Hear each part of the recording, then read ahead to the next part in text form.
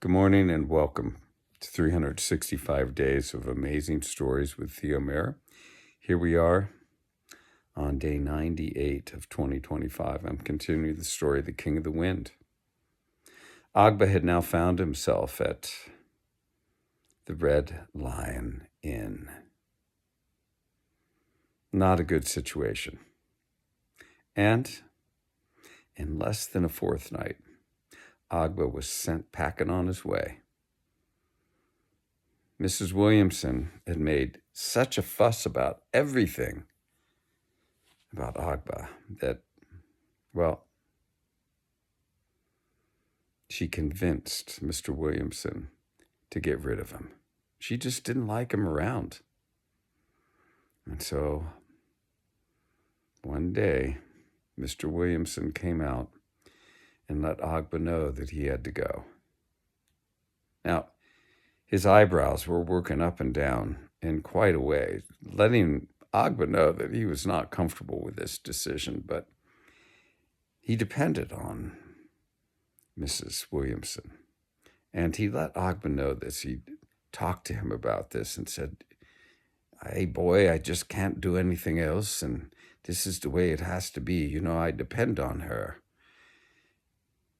And then he walked him to the end of the road where the sign for the Red Lion Inn hung.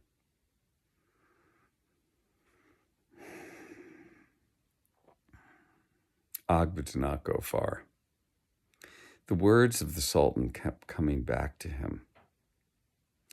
Until the horse dies, or as long as the horse lives, as long as the horse lives. Agba is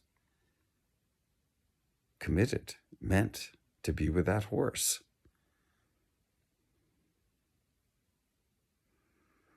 He began to live off whatever he could find in the woods. Grimalkin began to live off whatever she could catch in the woods, and that's the way they lived for many a day. One night, though, Agba just felt a loneliness, like it was so extreme, it was unbearable. It was a moonlit night, one that you could easily make out the landscape by the moonlight, and Agba, he decided that he would have to go visit Sham. Now, I will have to tell you that there had been some stuff that had gone on with Sham, and it had not been that great, because no one could ride Sham. Mr. Williamson, he was, inept at taking care of a horse, especially Sham. Sham disliked Mr. Williamson completely. Mr. Williamson would always come into the stall with pitchfork or some tool in his hands, which Sham didn't like.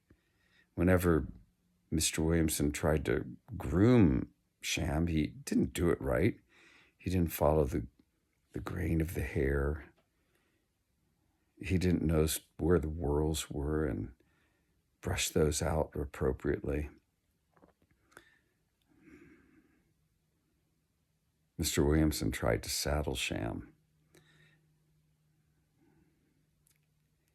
He basically just dropped the saddle on Sham's back and then pushed it forward into place. Now, this isn't the way to saddle a horse. You want to saddle a horse by placing the saddle a little bit forward and then bringing it back with the hair so the hair lies nice and flat. Not only did Sham dislike the saddle that Mr. Williamson put up on his back, but then shoved the hairs forward, made it a horrible experience. And when Mr. Williamson tried to get up into the saddle, of course, Sham had him on the ground in a second. He did the same with every person that tried to ride him. One way or another, Sham got that person on the ground really, really quickly. And we'll stop the story there.